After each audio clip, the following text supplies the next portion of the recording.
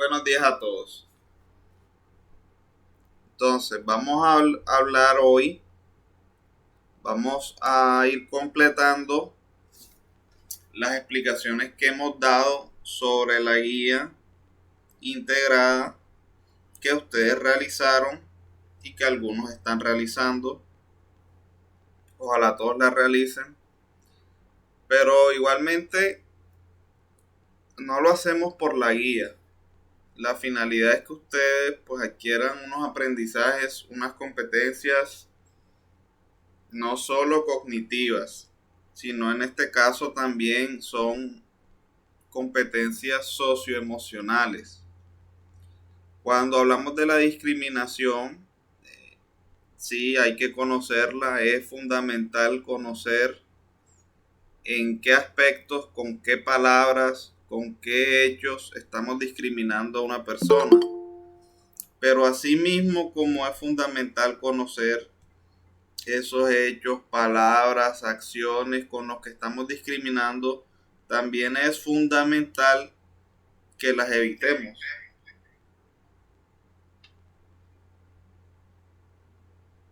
Entonces, esas competencias socioemocionales a las que yo me refiero es a cómo ustedes se van a desenvolver en la sociedad, con sus compañeros, con sus padres, sobre todo con sus compañeros en entornos presenciales de aprendizaje, porque he sabido que en las escuelas es donde más se producen casos de discriminación y por eso hay estudiantes con algunas secuelas de estos casos, pues algunos tienen una baja autoestima, otros tienen un bajo desempeño, algunos quieren retirarse del colegio. Igualmente, a medida que vamos avanzando en la vida, nos encontramos con que hay discriminaciones en otros campos, como en el campo laboral, por ejemplo, como en el campo deportivo, también se dan los casos, pero vamos de a poco. Estas son algunas evidencias de aprendizaje que ustedes debieron demostrar en la guía. Si algunos las hicieron muy bien. Algunos también me enviaron unos videos excelentes, unas carteleras, unas imágenes muy bonitas. Quiero felicitarlos, la verdad. Eh, pues comprendemos que las guías integradas no es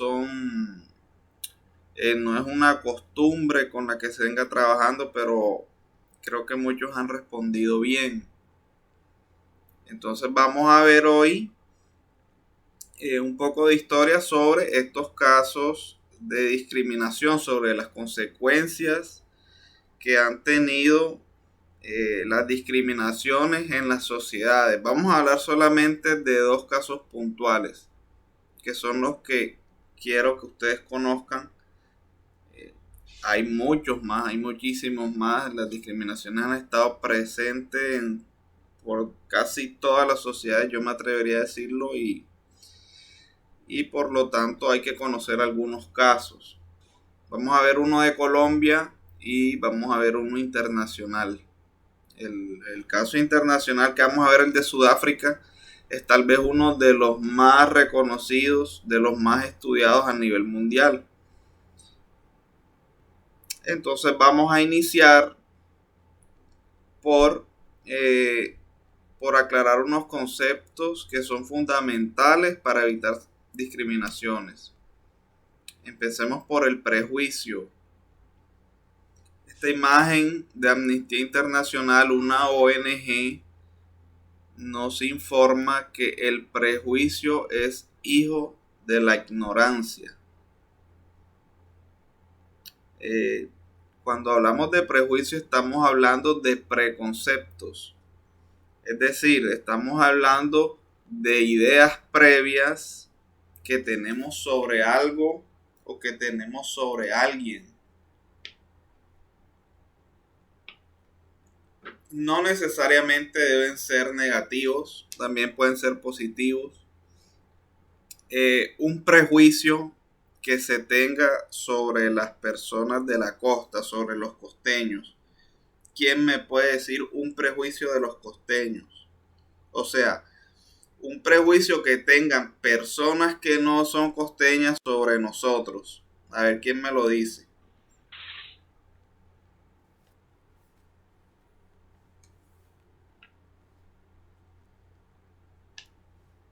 Sara, tienes el micrófono abierto. Aquí entra el hecho de que... Sara, tienes el micrófono abierto.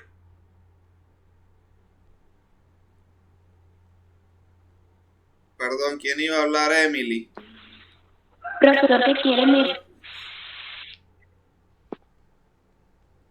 Pues sí, yo quería decir que nosotros vamos a otra parte, nosotros los de acá de la costa, y como que nos tratan mal por ser lo de la... porque creen que nos vamos a robar algo, cualquier otra cosa.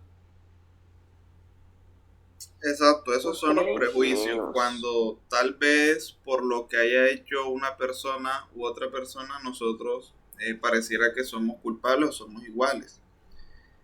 Algo muy común que se piensa de los costeños es que somos flojos. Eso es lo común, que somos flojos, que somos parranderos, que nos levantamos tarde. Bueno, en algunos casos se cumple el prejuicio, en algunos casos no. Lo malo es que nosotros, cuando conocemos a una persona, suponiendo, en el interior del país nos conocen a nosotros como costeños y se establece ya de antemano que somos flojos, que somos irresponsables, ¿cierto? Igualmente somos nosotros a veces con las demás personas también. Vemos una persona que está en la playa con unas medias y ya decimos, ese es un cachaco. Está en medias, está con medias en la playa. Eso no es tan agresivo, pero hay otros casos sí que sí fallamos y que no debe ser. Normalmente eso hiere la dignidad de las personas. Normalmente, así que es bueno que tengamos cuidado cuando tenemos esos preconceptos. Hay otros prejuicios que son buenos, por ejemplo, que los japoneses son disciplinados. Nosotros no sabemos si en realidad todos lo son, pero tenemos unas ideas que pues se van formando sobre los japoneses y nosotros tenemos la concepción de que son todos disciplinados. O sobre los productos que vienen de China. ¿Cuál es el prejuicio que tenemos nosotros con los productos que se fabrican en China?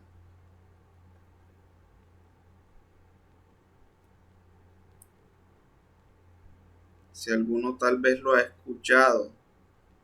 Alguno Que tal son vez de lo ha buena calidad. escuchado. Que son De buena calidad. Bueno, ha ido cambiando porque anteriormente se creía que todo lo que venía de China era malo, se dañaba al día siguiente. Ha cambiado, entonces ha ido cambiando. Bueno, esos son los prejuicios. Es similar a un estereotipo.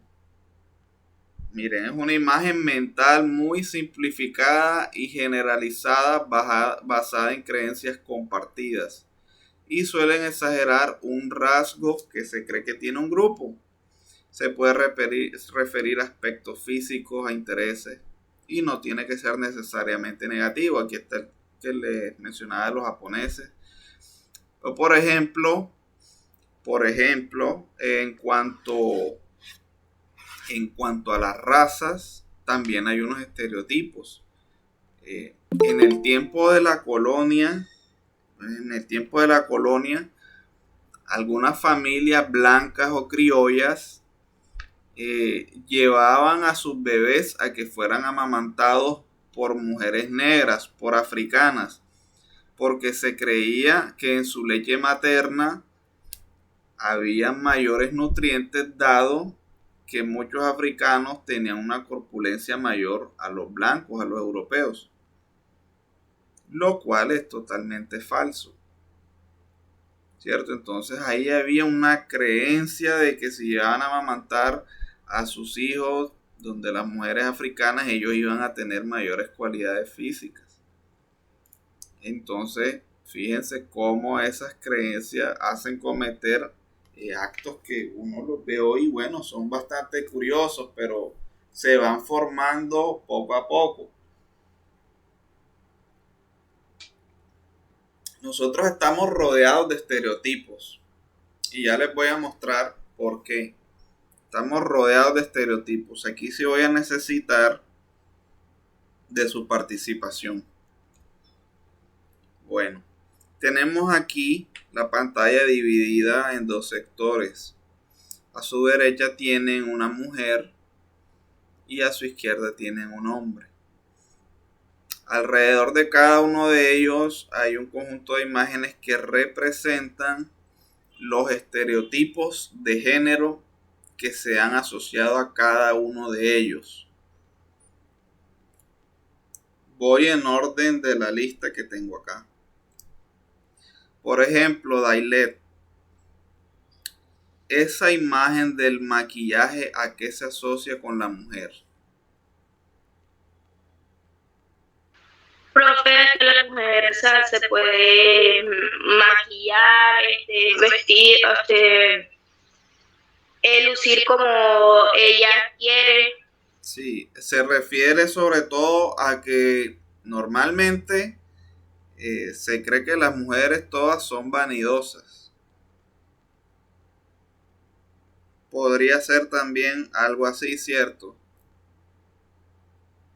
Sí, profe.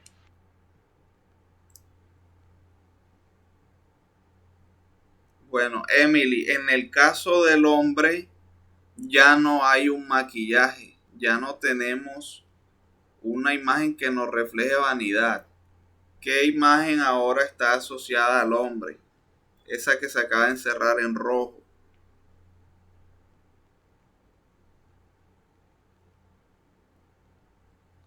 No la veo. No veo la imagen. Explíqueme qué figurita hay para yo poder decirle. Ok, bueno, habíamos visto que en la mujer el maquillaje se asocia a su vanidad. En el caso del hombre tenemos un cuaderno y un lápiz. ¿Qué puede representar en el caso del hombre esta imagen? Como muchas veces el estudio, sí, claro. Sí, ahí ya notamos porque hablamos que aquí en la mujer no tiene ninguna clase de estudio. Sí, al hombre sí. Eso representa que el hombre es el único que tiene derecho de hacerse un profesional o estudiar. Y la mujer no tiene ese mismo bagaje.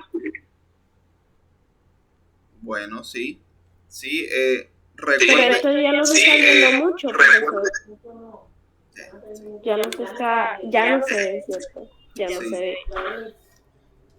Ok, recuerden que estos son estereotipos, esto no necesariamente es la realidad, pero es lo que normalmente se asocia a cada género, ¿cierto?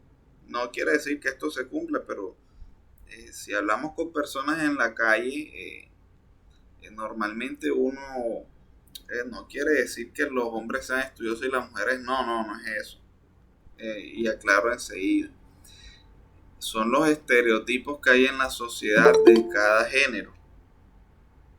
De cada género son creencias que no necesariamente están basadas en hechos reales, sino que recuerden que arrastramos una historia en la que la mujer hasta cierto tiempo no tenía derecho a estudiar, no tenía el mismo derecho del hombre a estudiar, incluso eso todavía ocurre. Yo les hablaba hace poco de lo que está ocurriendo, en Afganistán. Yo creo que no sucede en los colegios y así, sino que sucede dentro de la misma sociedad que prohíben eso. Dentro del mismo pueblo, dentro de la misma familia, prohíben eso, que la mujer se supere. Normalmente uno ve que a veces las mamás van a la cocina con las niñas. No sé si ustedes habrán notado eso. No está mal, no estoy diciendo que esté mal, pero es una tendencia. Yo les comentaba que en Afganistán, me imagino que habrán visto en noticias todo lo que ocurre, porque todos los días hay noticias, todos los días pasa algo, todos los días hay un ataque, hay algo nuevo. Allá se nota cómo las religiones también han puesto a la mujer en un papel secundario, en un papel de servidumbre hacia el hombre. Sí, es todavía más complicado, es todavía más limitado el papel de la mujer en algunas religiones. Ahí, por ejemplo, los que, con todo respeto, pues, en la religión de los musulmanes, en el Islam, podemos ver que hay mujeres que no pueden salir a la calle con el rostro descubierto. Hay motivos religiosos, los hay. Sí, los hay y se respetan. No estamos atacando la cultura, no. Aquí estamos hablando de una cuestión de género, de discriminación, de desigualdad. Y en el caso de los musulmanes hay que decir que las mujeres han estado sometidas siempre a un papel secundario, criando a sus hijos, estando en la casa. Pero es que en el caso de Afganistán es todavía más complejo. Allá una mujer no puede salir a la calle sin un permiso firmado por algún hombre de su familia, ya sea su esposo, su papá, su hermano mayor. Una mujer en Afganistán no puede ser vista hablando en la calle con un hombre que no sea de su familia. No puede salir a la calle sin la sharia, que es el atuendo que les cubre incluso los ojos. Es una tela, para los ojos es una tela un poco transparente para que puedan ver, pero el resto del cuerpo lo tienen totalmente tapado. Tienen un límite de edad para ir a las escuelas. Entonces ahí vamos viendo, a partir de esas restricciones, claro, uno entiende cómo después en la sociedad las personas ya se acostumbran a que las mujeres estén en la casa, y no es una justificación. Lo que pasa es que es la misma religión la que ha establecido que la mujer tenga un papel secundario. Entonces los que son musulmanes normalmente van a darle el papel protagónico al hombre como el miembro del hogar encargado de trabajar, de progresar, de conseguir metas, y pues la mujer se va quedando lentamente. Y esas son cuestiones que uno analiza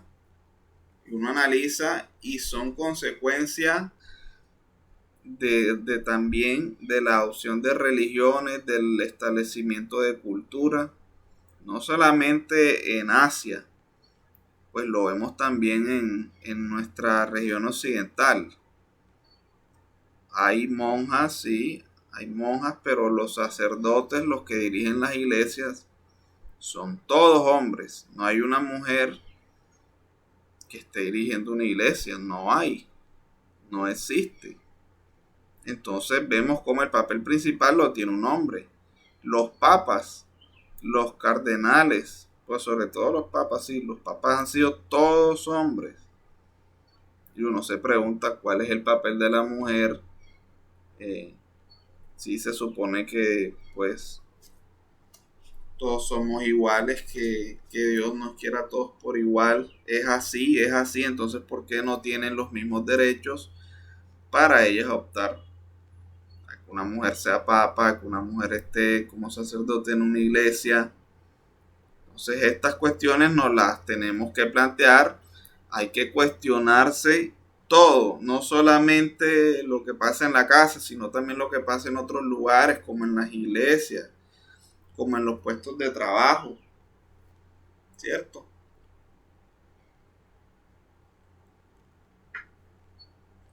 No, pero lo que pasa es que allá no tienen el mismo derecho que dieron a las mujeres en Colombia.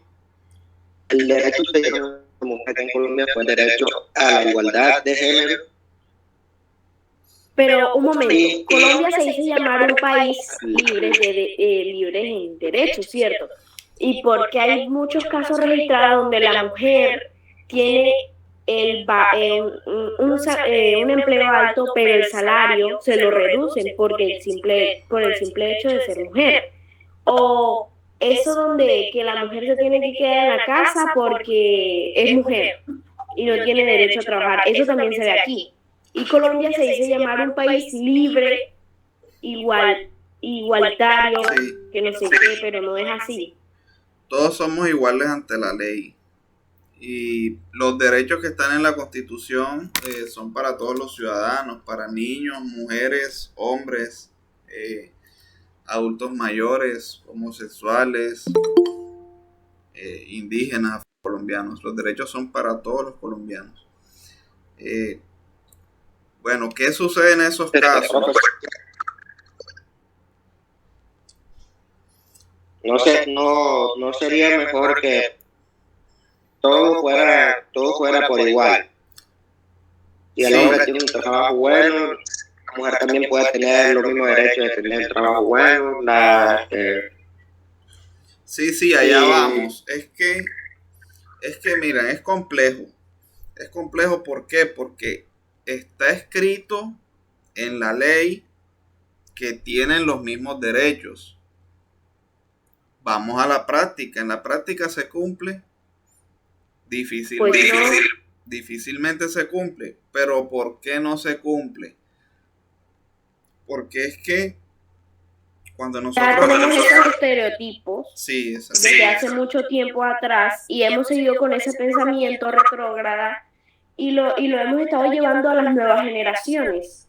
Por ejemplo, yo no tengo ese pensamiento, así que estamos haciendo un cambio.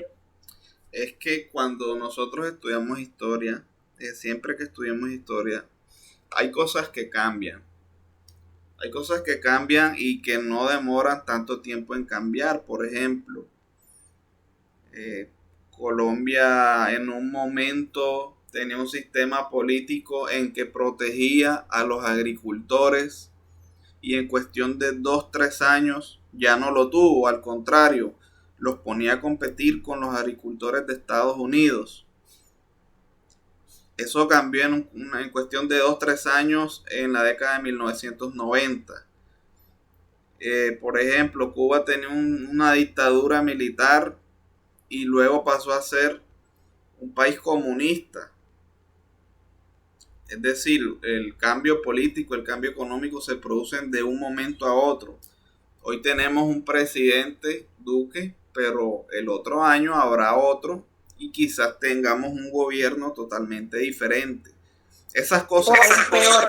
Sí, o peor, sí. Esas cosas cambian y cambian de forma rápida, pero lo que cambia de forma lenta, que demora mucho tiempo en cambiar, es la cultura. Es la cultura. Entonces, uno se pregunta, ¿qué es la cultura? Y ahí vamos a ver por qué demora tanto tiempo en cambiar. La cultura son todas las costumbres. Imagínense todas las costumbres que ustedes tienen, que han tenido sus hermanos, sus padres, sus abuelos. Las costumbres, las creencias, las prácticas, es decir, las celebraciones. Todo eso hace parte de la cultura. Entonces, la cultura demora mucho tiempo en cambiar porque es difícil que en una sociedad, por ejemplo, que festeje el carnaval de un día para otro ya no lo festeje. ¿Cuánto tiempo tendrá que pasar para que en la costa no se festeje un carnaval? Por ejemplo, o cuánto tiempo tendrá que pasar para que no se festeje, para que no se conmemore una Semana Santa. Pónganse ustedes a pensar en que esas manifestaciones están tan arraigadas que incluso sus padres, abuelos tienen anécdotas de lo que pasa en una Semana Santa si uno no se baña temprano, si uno come carne. Todas esas manifestaciones culturales demoran siglos, demoran décadas en cambiar. Y como les había dicho, también hace pocos minutos, cuando en una sociedad se establecen estos atributos de género, que la mujer está en la casa y que el hombre sale y trabaja, es muy difícil que de un momento a otro cambie. Pueden cambiar las leyes, porque de hecho las leyes han cambiado. Por ejemplo, entre los ministros del presidente, mínimo el 30% deben ser mujeres. Es decir, que si tenemos 10 ministros, mínimo 3 deben ser mujeres. Se llama ley de cuotas. Y eso es una ley favorable para la mujer. Pero vayan ustedes y miren cuántas ministras hay.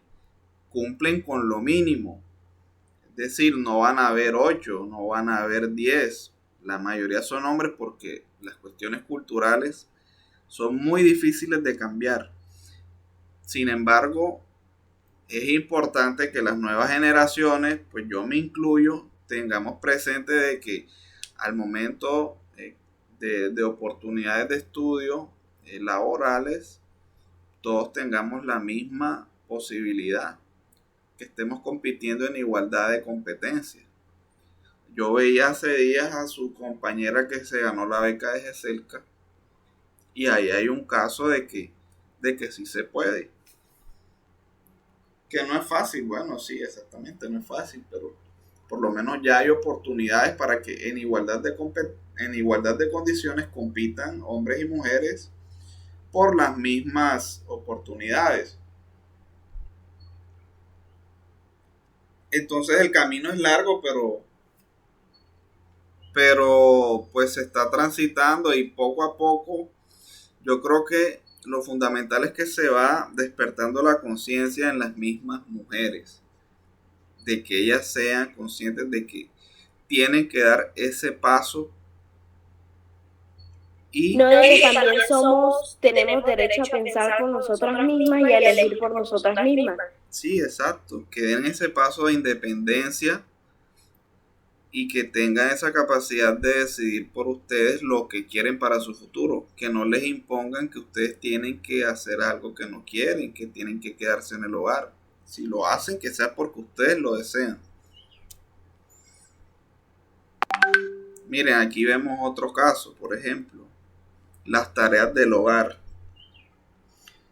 Dariana, ¿qué estereotipos o qué preconceptos hay hacia las tareas del hogar entre hombres y mujeres? Normalmente la gente piensa que quién debe realizarlos.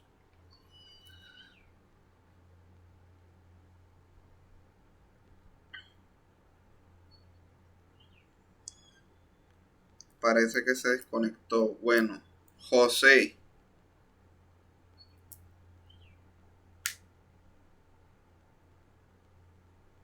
José Cuadrado está presente. También se desconectó. No sigo preguntando porque me voy a quedar solo entonces. Bueno, Melanie.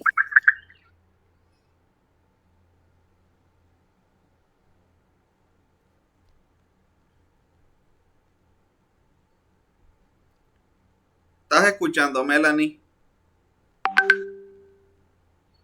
Sí, pero me repite la pregunta, por favor. Sí, claro.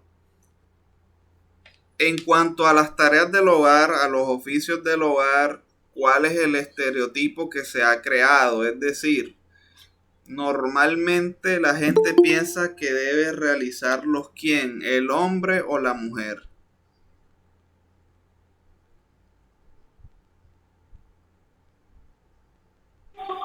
Normalmente pensamos que los quehaceres de la casa, del hogar, los tenemos que realizar las mujeres. Pero yo opino que no debe ser así porque tanto los hombres como las mujeres podríamos hacer eso. Claro, tal cual lo has dicho.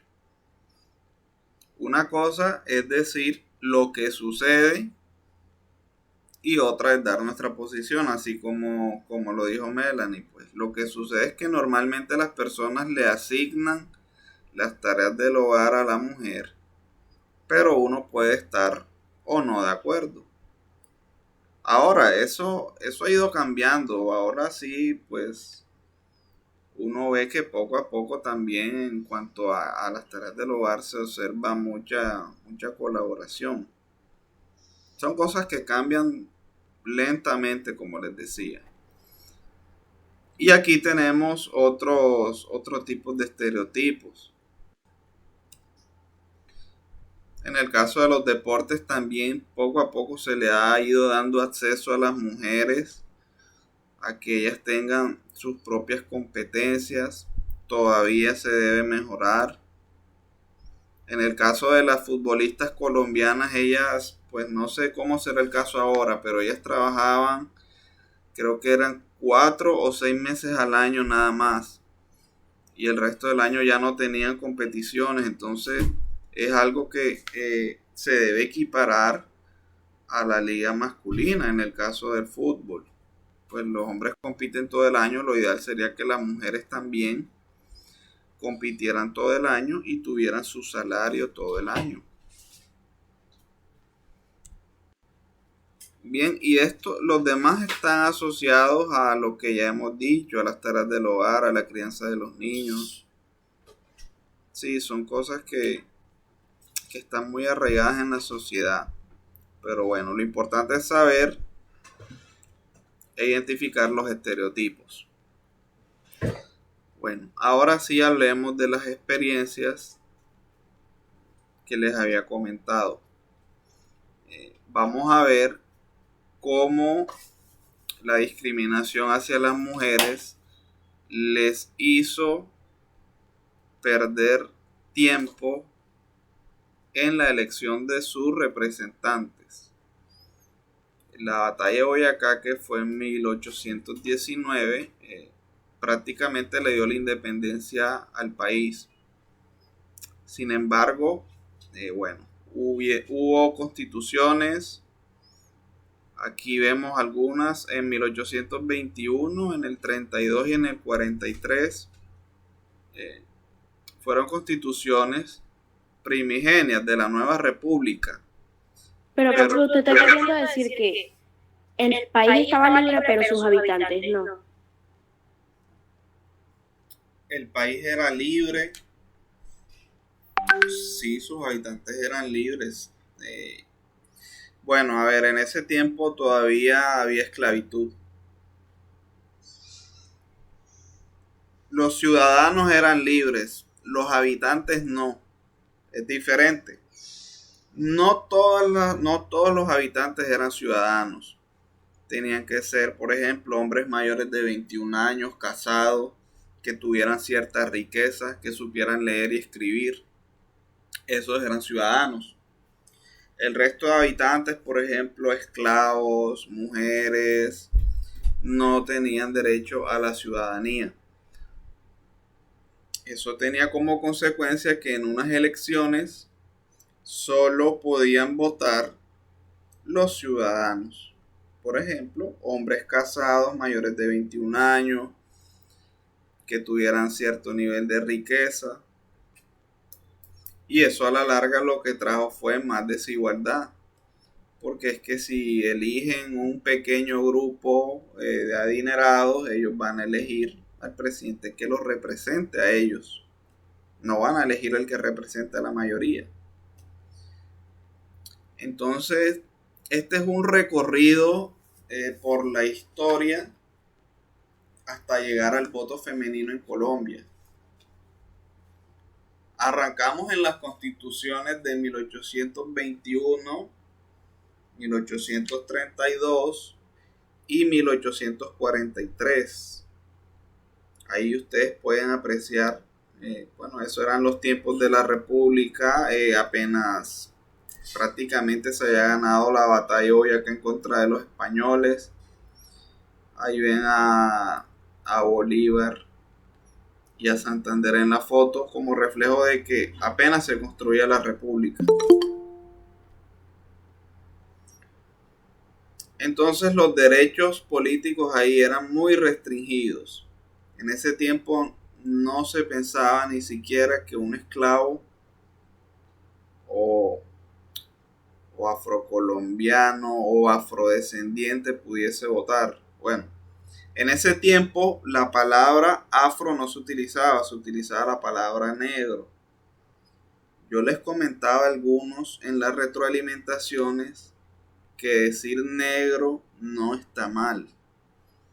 Si ustedes hablan con personas que se autorreconocen como afrocolombianos, no está mal llamar negro.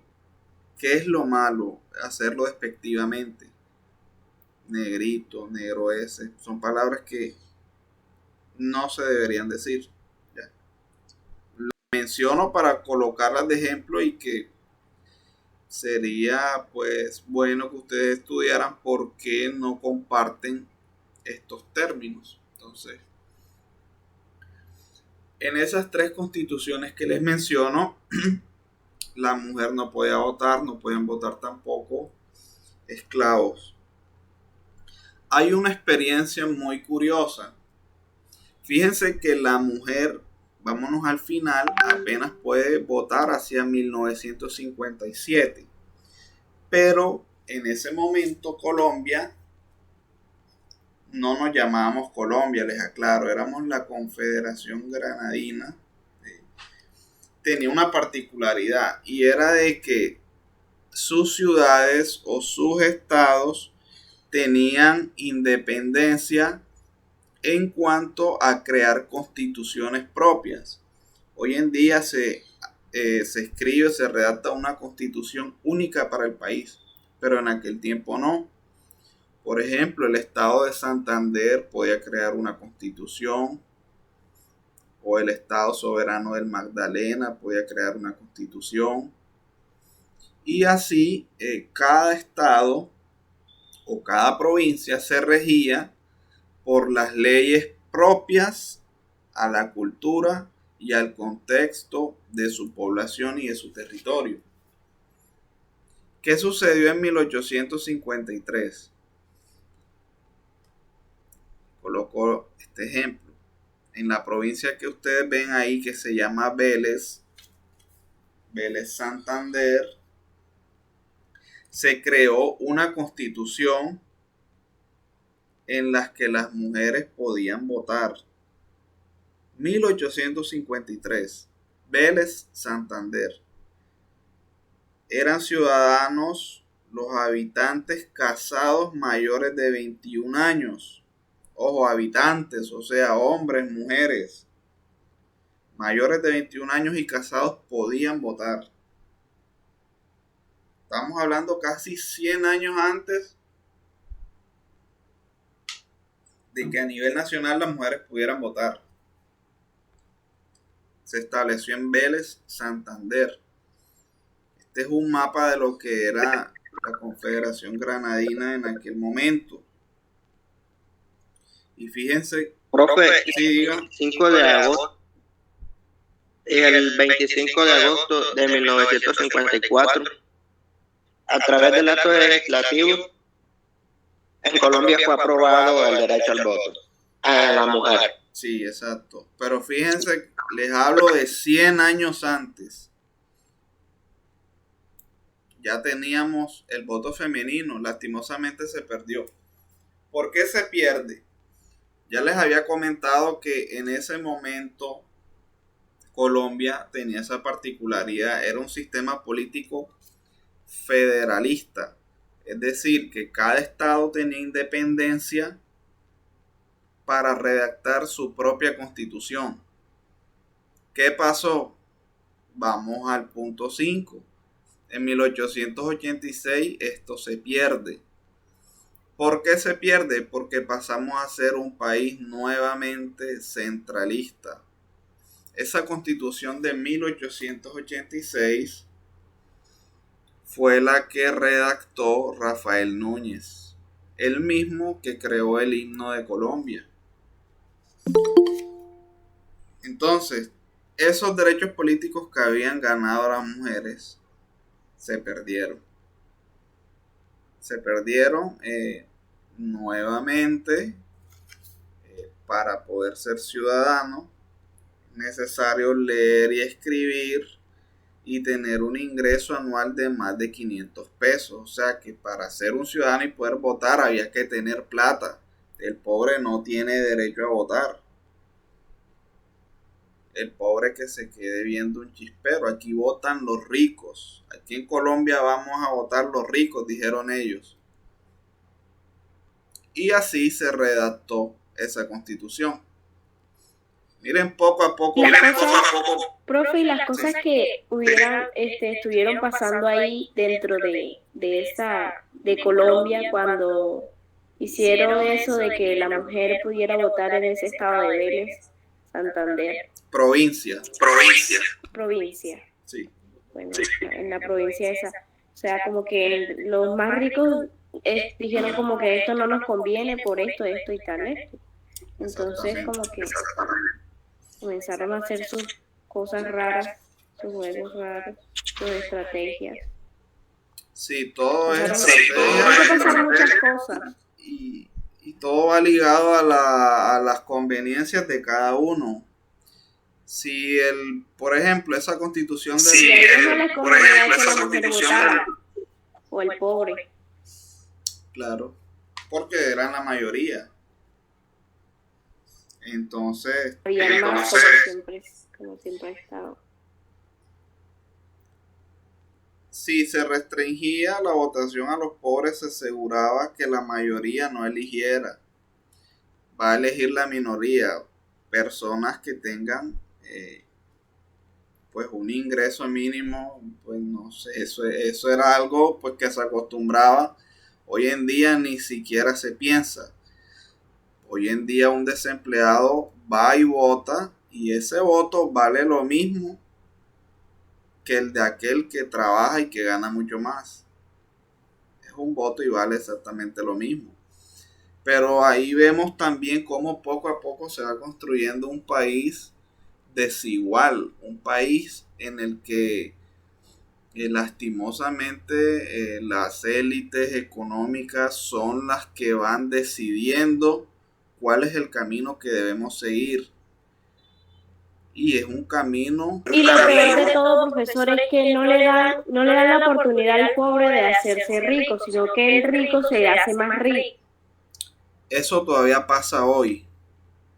Sí, como con las becas. Sí. Las becas más buenas se las dan a los que tienen más coco. Y a los otros, los que quedan en un promedio medio, sí, por así decirlo, pues que no le da nada. El Estado no le da nada, no le brinda la oportunidad de tener un trabajo, sino que los dejan con los trabajos mediocres. Sí, es un círculo vicioso. Ahí en la educación hay un círculo vicioso. Yo pienso que hay porque cuando las personas tienen altos ingresos, o sea, cuando los padres de un chico ganan muy bien, lo inscriben en colegios muy buenos y los preparan muy bien. Cuando ese chico compite en igualdad de competencias con otros jóvenes que van al colegio con mucho esfuerzo, que no tienen los suficientes medios para prepararse. Le digo que lo normal es que el chico del colegio en el que se ha realizado mayor inversión, pues lo supere. Es la realidad. O sea, no vamos a tapar el sol con un dedo. Por eso es que para ustedes es fundamental prepararse duro, porque la competencia cada vez es más fuerte. A ustedes los ponen a competir por cupos en universidades con chicos de colegios privados que tienen, pues que realizan una mayor inversión en educación. Entonces ahí radica la importancia del compromiso de ustedes mismos. Sí, porque ahora cada vez la competencia es más dura, más ahora que los cupos en las universidades son otorgados por el puntaje de las pruebas ICFES, la mayoría. Entonces ahí uno ve esas desigualdades, pero no es solo verlas, sino tratar de nadar en contra de la corriente. de no cansarse, de que si mi posibilidad de graduarme en una universidad es estudiar duro, yo tengo que hacerlo.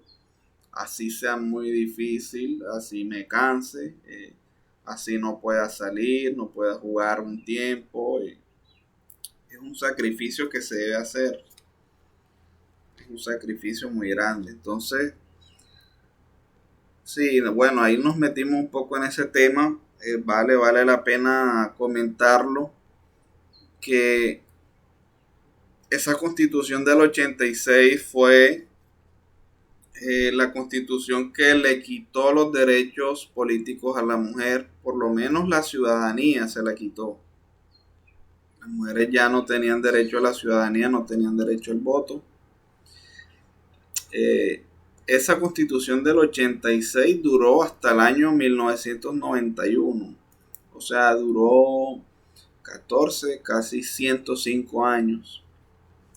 Pero vemos, como nos dijo William, que hacia el año 1954 se otorgaron por primera vez en Colombia los derechos electorales a las mujeres. Les hago una pregunta, porque lo que uno menos puede hacer en la vida es dejarse engañar por un político. Les pregunto, ¿por qué creen ustedes que un presidente le otorga a las mujeres el derecho a votar? ¿Ustedes creen que es simplemente para que tengan el mismo derecho que los hombres? Obvio, no, ahí tuvo que haber algo que lo arraigara a ese hecho. ¿Qué crees que Porque fue? nosotros no sabemos, pues yo creo que como sabemos la mujer no tenía derecho a nada y era el hombre el que decidía por ella. Pues ¿qué hicieron los políticos? Como era para bien de ellos, hicieron eso. ¿Para qué votaron? Yo creo que todo va a la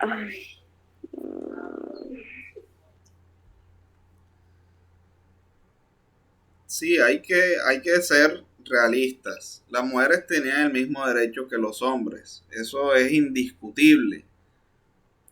Debió establecerse desde el principio de la República. Eso se estableció en 1954 por decreto. Lo estableció Gustavo Rojas Pinilla. No solamente es un reconocimiento a la igualdad del derecho de la mujer con el hombre. Sí, eso es indiscutible y debe reconocerse como el primero en realizarlo. Pero también tenía la intención de que dándole el derecho al voto de las mujeres, él iba a tener mayor votación en las elecciones. ¿Cierto? Entonces, ahí hay de parte y parte. Hay reconocimiento del derecho de la mujer, pero también hay un interés político. Porque en la política todo es así. Dígame, claro. Profe, ¿usted esa diapositiva va a enviar al grupo? Sí, claro. Sí, claro que sí. Yo las envío. Sí, como les comentaba, en la política las cosas son así. Todo se mueve por intereses. No hay favores. En política. Y los hacen ver y lo ocultan detrás de buenas intenciones. De unas cosas, de unos hechos hermosos, así que los hace ver lindos los que hacen, pero no tienen sus intenciones ocultas. Sí. Y bueno, ahí ven a una de las primeras mujeres en votar. Si no estoy mal, ella fue Irma Velosa. Votaron por primera vez en 1957. Ella votó por primera vez. Y ese fue el camino que debió transitar la mujer. Miren, de 1821. Miren el salto que damos. Más de 100 años. 138 años. 136 años. Es mucho. Entonces, cuando uno se pone a comparar con otros países, cuando establecieron otros países el derecho al voto. El primero que lo hizo fue Nueva Zelanda en 1893, Inglaterra en 1918, Estados Unidos en 1920. En el caso de nuestra región de América Latina, el primero que lo hizo fue Uruguay en 1927, Ecuador en 1929. Brasil estaba en medio de una dictadura parecida a la de Colombia y parecida a la de Argentina con Juan Domingo Perón. Y en medio de esas dictaduras ellos establecieron el derecho al voto femenino. En Brasil en el 32, en Argentina en el 47, en Colombia en el 54. Ya el último en hacerlo fue Paraguay en 1961. Es un camino largo en América Latina, parece que hemos estado un poco atrasados, pero bueno, al final se establecieron esos derechos que hasta hoy en día se cumplen. Esto es en cuanto a las votaciones, a los derechos políticos de las mujeres en Colombia. Ha sido una de las consecuencias de la discriminación.